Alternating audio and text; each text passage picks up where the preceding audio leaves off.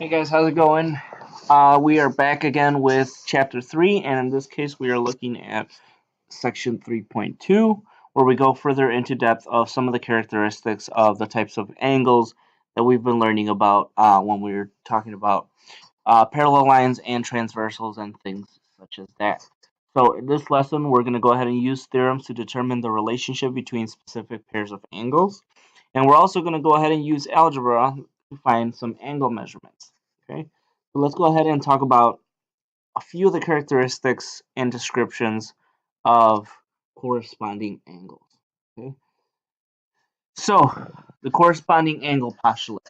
It states that if two parallel lines are cut by a transversal, then the pairs of corresponding angles, write it down, corresponding angles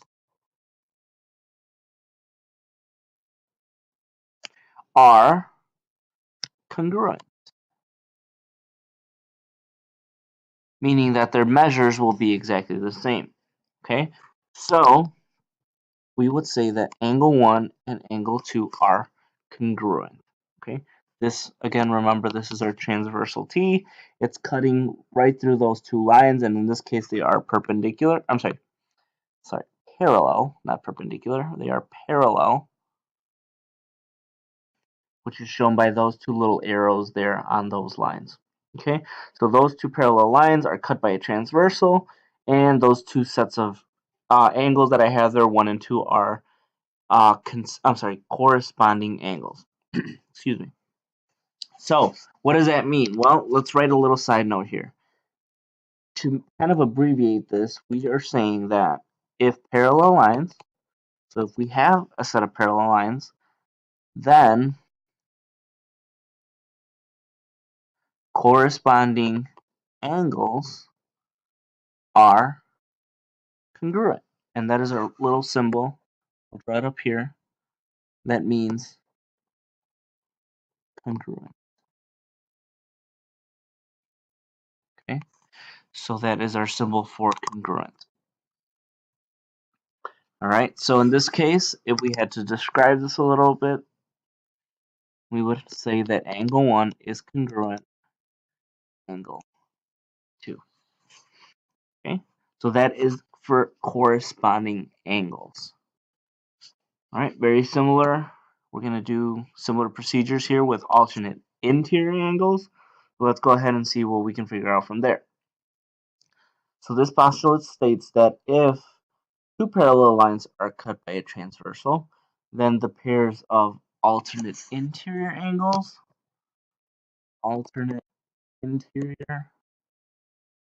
angles are, once again, congruent. So if parallel lines, let's abbreviate that. If we have parallel lines, then alternate interior angles are congruent. Okay? And in this case, we have the example of angle 3 and angle 4. Again, being cut by this transversal, and these two lines are parallel. As we did in the past, if we close this off like a little box, we see that both of those angles are inside of the box, or in other words, in the interior, and they are on either side of the transversal, one on the left, one on the right, so they are alternate. So these are alternate interior angles. So in this case, with our if and then statement, we are saying that angle 3 is congruent to angle 4. Okay. Notice that each one of these statements starts with if and then. If and then. These are the type of statements that are going to help us later on in this chapter and basically in all of geometry to help us.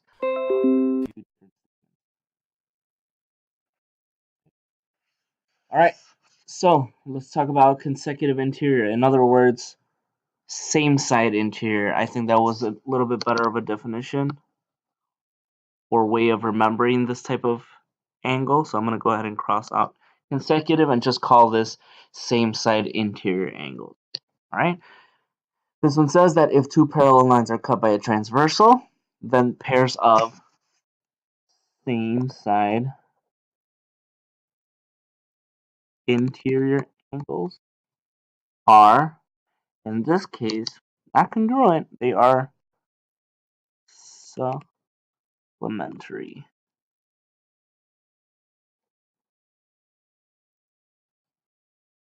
And I totally misspelled that, so let me rewrite that. Supplementary. Supplementary. There we go. So once again, if two parallel lines are cut by a transversal, kind of like this one was, okay, then the two pairs, or the set of same side interior angles, just like 5 and 6, are supplementary. So, if parallel lines, then same side interior angles are,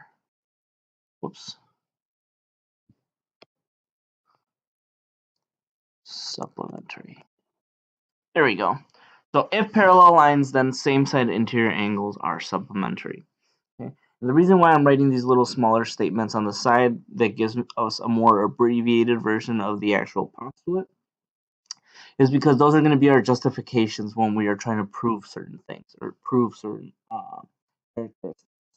Okay, so just keep those in mind as you are moving along here. But what does this mean in terms of our important characteristics here? That means that angle 5,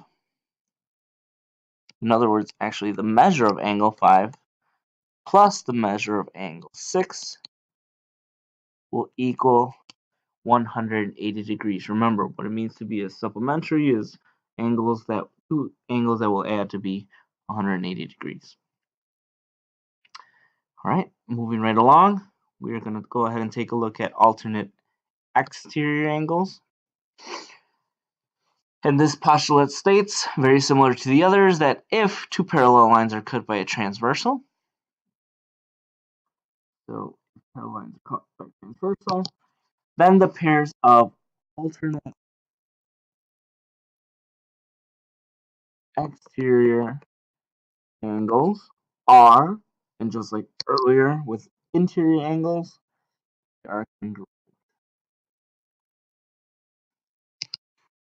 So again, if parallel lines, then alternate exterior angles are congruent. Okay. And then once more, let's go ahead and look at an actual example here. Notice that angle 7 and angle 8 are both on the outside of this little imaginary box that I have here. So they are exterior, and they are one side of the left, I'm sorry, one side of the T, and then on the other side of the T. So on the left, you see number 7, angle number 7, and on the right-hand side of the T, or transversal, you see angle number 8. So in other words, let's finish this off, is that angle 7 is congruent to angle 8. All right, cool. So let's move on to our last postulate here, which says if a transversal is perpendicular to one of two parallel lines, then it is perpendicular to the other. Okay, so again, I just wrote the symbol. If you want to actually write in the word perpendicular, and once again, I'm just going to abbreviate it. Okay, so if a transversal is perpendicular to one of the two parallel lines, so let's see what that means. This is one of my parallel lines. This is my other one, but for now I'm not going to look at line K. I'm just going to go ahead and look at line H. So it says if the transversal, which in this case, my transversal is line J, And if J is perpendicular to H, which it is, as we can see right here, with this little box, it shows us that it's 90 degrees. So if it's perpendicular to that line H, then by that same token, because K is parallel to H, then that means transversal J must also be perpendicular to K. Okay, that is our perpendicular transversal postulate. Okay, so once again, let me reiterate. If we just look at part H, if we just look at line H and line J, J is my transversal, H is one of the parallel lines that we're going to look at. If those two are perpendicular, then if I have another line, which is K, which is also parallel to H, then that transversal must also be perpendicular to that particular line. Okay. All right, guys. I think it's finally time we take a look at some good examples here to get us some practice on this, not just theorize about all of these different concepts, but actually put them into play here. So, example number 1 tells us, given the measure of angle 1, which in this case we see that it is 57, and using the diagram on the right, find the following. So basically we have to find every other angle. So we already know angle 1, and we know that it is 57 degrees. The measure of angle 1 is 57 degrees. So let's go ahead and find all these other angles. Well, we can really start anywhere we want to. There's a few things here we can do. I would go ahead and start this way. Notice that in this case, my transversal is this line right here, this line that I'm going to go ahead and call T. My two parallel lines are these. This one right here and this one right here. Meaning, again, I know you guys have noticed by now that I like to use this little box concept. Okay, but the reason why I'm using it is because it's going to help us out in a second. So, this again has no particular order. You can do it in any order you want. You can go ahead and find angle number 2 right away, angle 3, angle 4, angle 8, angle 7. It really does not matter. Okay, the one that I'm actually going to find right away is angle 8. Again, doesn't have to be in that order, but what do I notice between 1 and 8? Well, they're alternate exterior angles. Notice, one of them is at the top of line T, one's at the bottom of line T. Okay, so those are alternate, and they're both on the outsides of this little box that I created. So what does that mean? Well, we just said that if we have parallel lines cut by a transversal, then alternate exterior angles are congruent, meaning they have the same measure. So that means angle 8, or the measure of angle 8, has to also be 57 degrees. Okay? Alright, so we got it. We got that one already. Cool. What's another one that we can find? Well, I can tell you right now that we can find angle 5.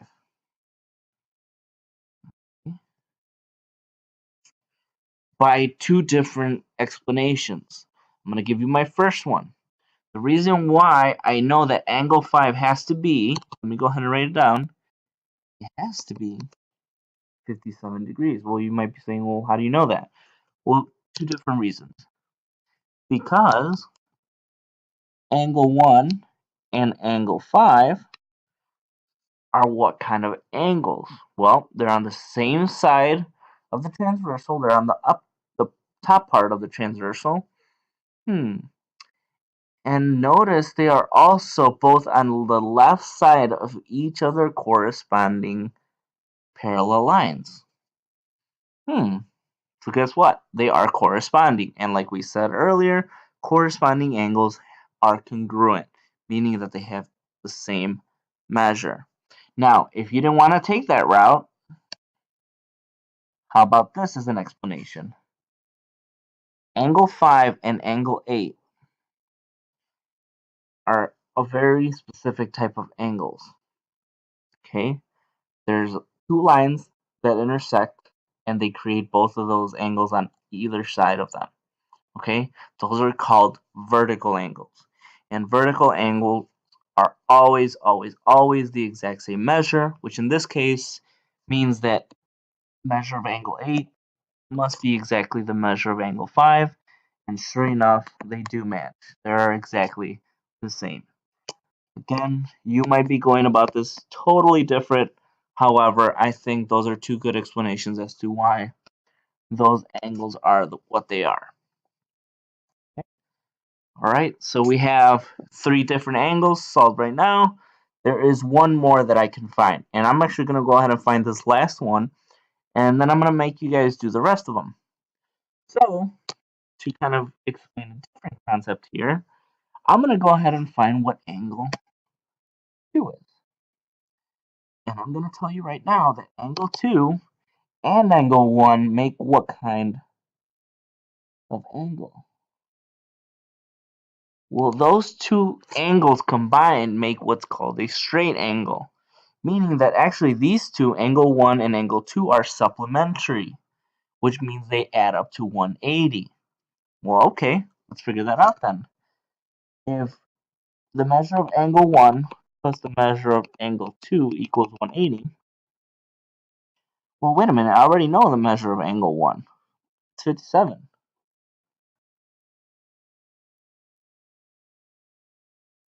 Okay, well, what do I have to do from here? Just do a little algebra. Subtract the 57 from both sides, which means we would get m of -2, or the measure of -2, is actually 123. So the measure of angle 2 is 123. All right. I'm actually going to go ahead and stop right there, guys. I want you guys to go ahead and figure out the rest of these angles from here on out. Okay, so go ahead and pause the video at this moment. I'm going to go ahead and solve the rest of these for you, but I want you guys to pause the video, try them for yourselves, and then come back, restart the video so you can see your answers and you can see whether or not you were doing them correctly. Okay, all right, guys, go ahead and pause the video at this time, and I will see you in a bit.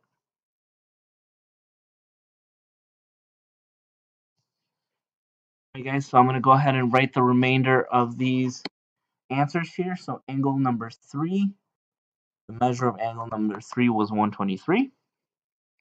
The measure of angle 4 is actually 57. The measure of angle 6 is 123. And finally, the measure of angle 7, excuse me, was also 123. Okay, notice that we had 4 angles that were 57 and we had 4 angles that were 123. Okay, so again, if you are a little confused about all that, guys, if you did not get any of those answers, again, come search for me or go ahead and ask your teacher on to help you out with any of these particular problems. Okay? All right. Let's go ahead and move down to example number 2. All right. And this is exactly where those little side notes that we made, that those if-then statements, that's where these are going to come in handy, guys, because we're going to have to justify why we know certain things about these particular angles. So let's go ahead and take a look at what they're asking us. It says, find the value of x and the following angle measures. Okay, well, the first one they're asking us to find is angle 9. Let me go ahead and highlight it. So angle 9, we have to find its measure. Well, the only other measure that I can see in that whole diagram is the 120. So what we have to ask ourselves, is there anything in particular about those two angles that I can make conclusions about? So what I always do is set the angle and ask myself, what do I think, or what do I notice about those two angles in accordance to my transversal T? Well, Don't those look like corresponding angles? Right? Notice my two parallel lines here, guys. My two parallel lines, this one and this one. So they are, both of those angles are on the left side of each of their corresponding parallel line, and they're also both on top of the transversal. So those qualify for my corresponding angles. So those have to be corresponding, meaning that the measure of angle 9 has to be 120 degrees. And again, here is where our justification comes in. We can say that for certain because if if the lines are parallel, then all corresponding angles are congruent. That is the statement we made up at the very top of our notes. If we have parallel lines, then all corresponding angles are congruent. Okay. All right, we're done with that part. Now let's go ahead and find what x is. Well, once again, not sure exactly how I can figure that out, but I do know a new piece of information. I know that this angle 9, and for right now, I'm just going to go ahead and write in its measure, which is 120 degrees. So I want to see if I can use that along with this 2x plus 10 degrees that I see on the right-hand side. See if I can figure out what x is. Well, then I like to trace out the angles. This angle along with this angle, don't those make a straight angle? They're supplementary. Do you guys see that? Okay, they make a linear pair. This 120, or in other words, angle 9, together with this, so this 120 together with this 2x plus 10 make a linear pair. They make a straight line. Okay, so what are we going to say? First off, before we do any work, let's go ahead and write that in. Linear pairs are what? Are supplementary. They add up to be 180. Okay, well, let's go ahead and see if we can write that statement with actual numbers. Okay, if linear pairs are supplementary, then they have to add up to 180, meaning that 120 plus my 2x minus 10 have to equal 180. Okay, well, let's go ahead and solve that. Well, I can combine these two first off. That gives me 2x plus 110 equals 180. All right. And then let's go ahead and see what we can do. We can subtract. Oh, wait a minute. Did I do something wrong? Oh, my bad. Hey, guys. I did a minus 10 rather than a plus 10. So let me fix that real quick. I knew something was wrong. Okay, so 120 plus 10 is actually 130. I can now subtract 130 from both sides. So what does that give me? This gives me a 2x equals 50. And finally, divide both sides by 2, which gives the final answer of x equals 25. So x equals 25.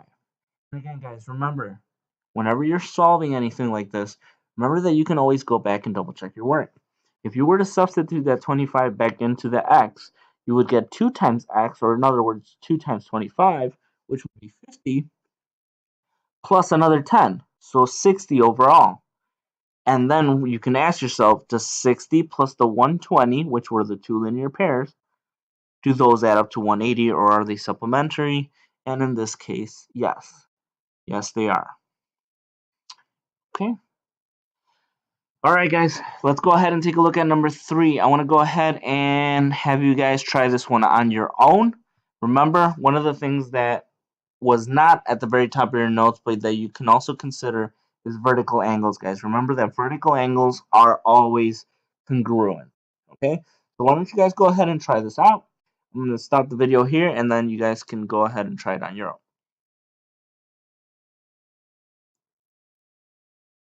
All right, guys, let's go ahead and see if you figure this one out. So, the measure of angle 10. Again, that's right here. I always look around in the entire diagram to see if there's any degree that's already completely solved or completely just there. Well, that 64 is just there and already has its degree symbol, so it's already solved. I know what that measure is. So I always ask myself, what does this angle and the one I'm looking for have in common? And this is why I gave you guys that hint earlier. That's because both of those are vertical angles. What is true about vertical angles? Vertical angles are congruent, meaning they have the same measure. So the measure of angle 10 is 64. Okay. All right. Cool. We know something. We're good. So what I like to do from there is, if ever possible, without getting too messy here, I'm going to actually erase this 10 and write in what I know it is, which is 64 degrees. That's going to help me out a little bit more in the next one. Because now I want to find out what y is. Well, just like earlier, I now have what angle 10 is. It's 64. And I want to know, how does that compare to this angle, that y minus 4? Well, let's figure this out. So this is my first angle. And this is my second angle. And again, it might help to call that a T, or the transversal, because these are my two parallel lines. So again, guys, once I do that, once I use one angle that I know for sure, and then I use the other one, which I'm trying to figure out, I have to find out what is it that makes those two, or is there a particular name for those two types of angles? That's basically what I'm trying to say. And in this case, there is, guys. What type of angles are both on the same side of the transversal, but also inside of our little box, or between both of our parallel lines? Okay, so same side and the interior. Well, I kind of just gave it away right there. Same side, interior. So let's go ahead and write our justification just like we did up top. One thing we know is that if parallel lines, if we have parallel lines, then same side, interior angles are what? And careful, this is not one of the ones that are congruent. This is one of the ones that tells us that same side, interior angles are supplementary. Okay, meaning they add up to be 180 degrees. Okay, so just like before, guys, we can now take those two angles, add them up, and set them equal to 180. That'll help us find what our y is. Let's go ahead and write that work down. So y minus 4, that's our first angle, plus 64 equals 180. Again, if it helps, let me write it up top. Actually, let's just go ahead and add this all up. So this was negative 4 plus 64. That gives me y plus 60 equals 180. And finally, if I subtract 60 on both sides, I get y equals 120. All right, so what is my y? In this case, y equals 120. Oh, careful. Didn't mean to put the degrees there. It's just 120. Because then we have to do 120 minus 4 to find the actual angle. Okay, so don't be confused, guys. Don't put that as your degree measure. It's just 120. Y equals 120. Okay. All right, guys. I think we're getting a little bit better at this. So I'm gonna once again pause the video for a second. I want you guys to try out example number 4 on your own. And I think we'll only have one more left to do, and then we will be done. All right, guys, so go ahead and pause the video right now and try it out on your own.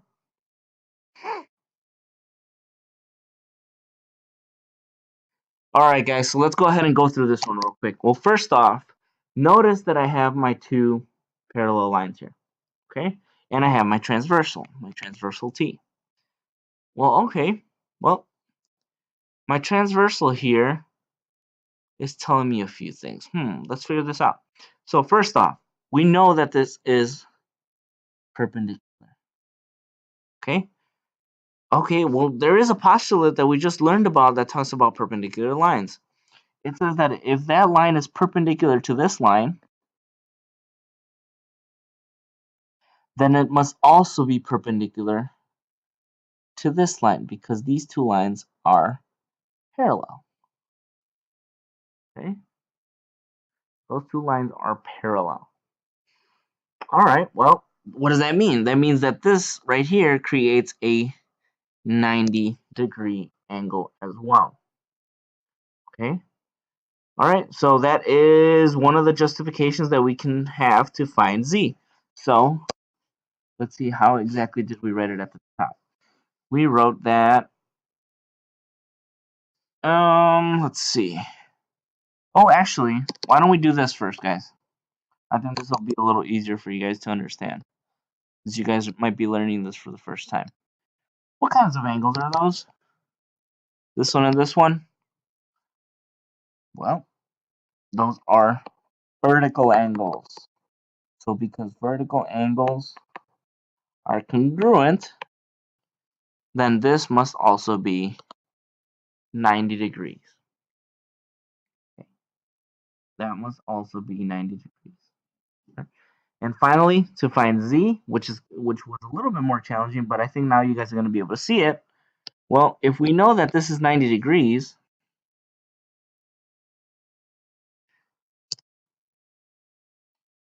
how are this angle and this angle correlated? What kind of angle did they just make? They just made a straight angle, meaning they're a linear pair. All right? So linear pairs are what? Are supplementary. If they make a straight line, guys, they are supplementary.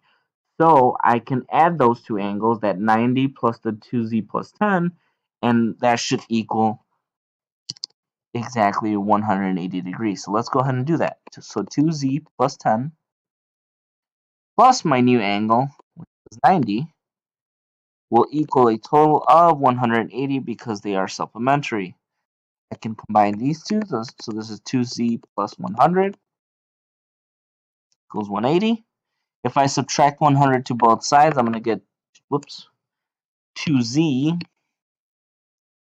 equals 80. And then finally, if I divide both sides by 2, I'm going to get z equals 40.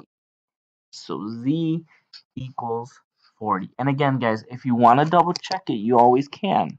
What's 2 times 40 plus 10? Well, that's 2 times 40 is 80. 80 plus 10 is 90.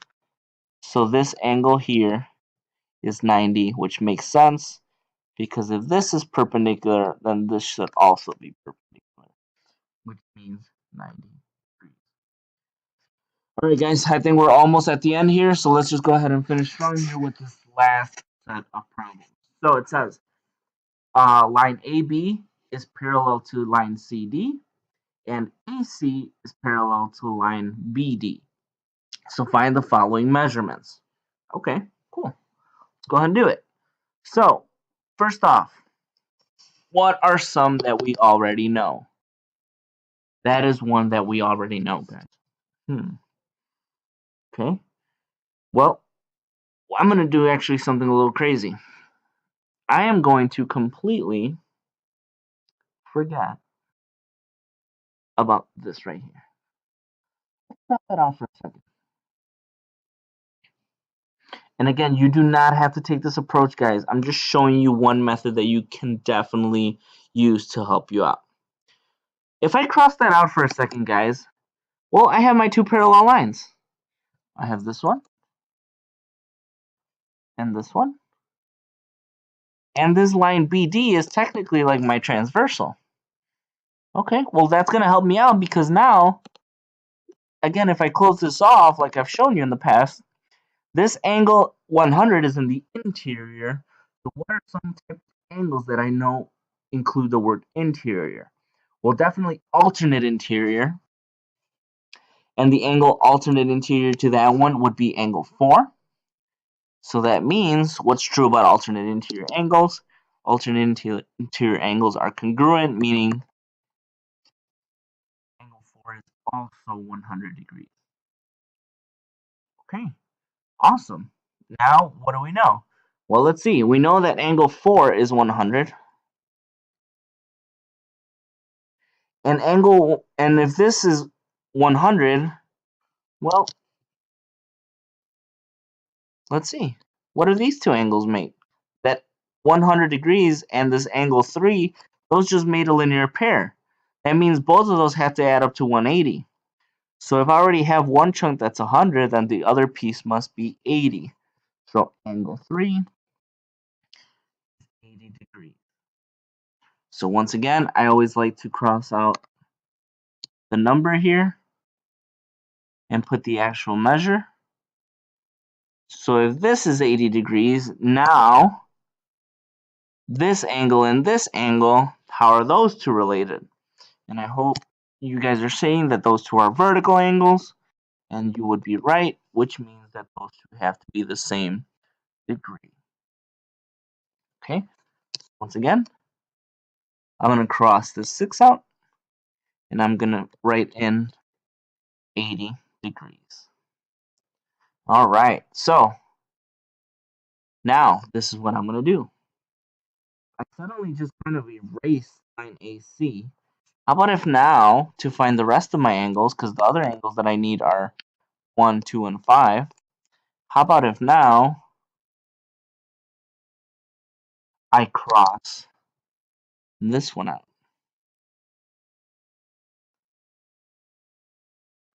Okay, so now I still have two lines that are parallel, and I have a new transversal now. It's this T.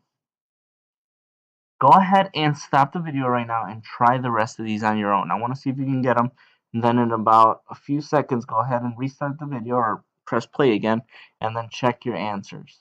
Go ahead and pause the video at this time and try the rest of these out. Alright guys, so to end the video here, I'm going to go ahead and write in your final answers here. So this should be 100 degrees, 80 degrees, and finally 100 degrees.